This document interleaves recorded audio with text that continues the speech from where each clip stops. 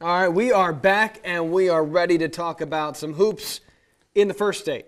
That's exactly right. A matchup in the first state, a lot thought was a lot closer than a lot of people thought. Sussex Tech looking to knock off undefeated Dover at home. First half, all Senators, they are undefeated for a reason. Nice ball movement around the perimeter, eventually finding that guy, number 5, Elijah Allen, corner 3. And then check out the other guard, Eden Davis, somehow finding some room inside the paint and getting that to go. Dover up by 9 at the break. Second half, Ravens beginning to storm back, led by Skylar Johnson. Acrobatic finish in the lane. Sussex Tech cuts the lead to 6 off that bucket by Johnson. And then on their very next offensive possession for the Ravens, Johnson makes it a 4-point game with another tough lay-in on the right side. But Dover, you mentioned it, undefeated for Davis, a reason. stop. Davis bulldozing his way to the rim for a pair. And then this sequence, all about Elijah Allen. Chased down from behind, comes up with the block, then turns the corner and turns on his jets. Receives the pass and going to finish with the lay-in on the other side.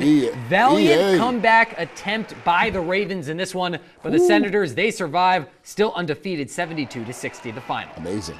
Real quick, I mean, we see the result there. What kind of is a takeaway for Dover? They're playing really well. Obviously, I mean, 11-0 right now. The way they breeze through the Governor's Challenge, unlike what we saw from a lot of our other teams here on the shore. But the question now for Dover is, can they run the table? Obviously, they have 10 more, I believe it's 9 more now, regular season games to go. And they're already halfway through their schedule at 11-0. I'm thinking that they can be the first team in a long time in the Henlopen to run the regular season table. Yeah, definitely. I mean, they were up 8 at the half tonight. Then they were up 10 after the third quarter. Let Sussex Tech come back into it a little bit. Clean that up, Foot, came off the gas just a little bit. But if you can clean those things up, they were still able to come out on top and win by 12 when it mattered most. So I absolutely think that they can run the table. A few tough matchups coming up. But you mentioned 11-0. I think the last time they started 4-0 was back in about 2010. So certainly an impressive season thanks to Davis. He had 29 tonight. And Elijah Allen, he had 25. So the two junior guards absolutely doing work for this Dover team. Now, I know we have one more basketball game to get to in Delaware, and then also some hockey guys on the schedule. I know Jonah Verstuccio has both those games. Yeah, we'll stick with the Henlopen with that basketball game. It was a Friday night rivalry, sticking with the theme over here on the wall just over the border. Seaford taking a short drive down Route 13, taking on a red-hot Delmar team, winners of 5 straight. In the first quarter, Trevor Gibson gets the screen on the wing, gathers, and finishes off the glass with the finger roll. But the story in this one would all be about Seaford's defense. A machine. Tyler Clark with the steal, and he's gone. Takes it to himself. Takes it to the rim by himself. Jay's up 20 at halftime. In second half, DeJon Garrison turns things up a notch. Doesn't get the assist, but he'll take the 2 points and the rebound. 2 of his 21 on the night. And then Garrison getting it done on the defensive end. Delmar in transition, but Garrison is there for the chase down block. Seaford goes on the road and defeats Delmar 69-56.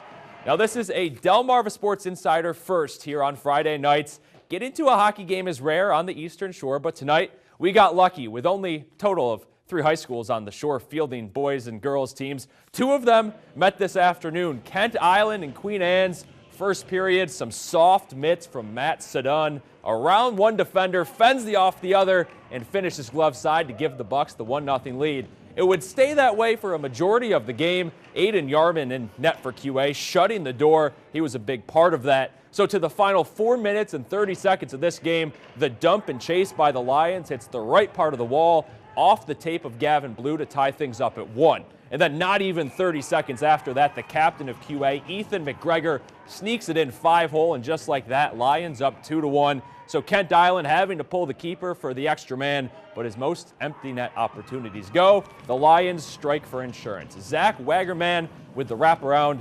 Lions come out on top of the county rivalry, 3-1. Guys? Hockey, what? Wow. That just happened. Where'd that come from? I don't know. And I saw him talking about it on Twitter tonight. I thought it was a typo for a minute. No, absolutely. Then I realized he actually was there. He was showing us video. Absolutely. I'm like, what is going on? Queen Pretty Anne's, cool. Queen Anne's, Kent Island.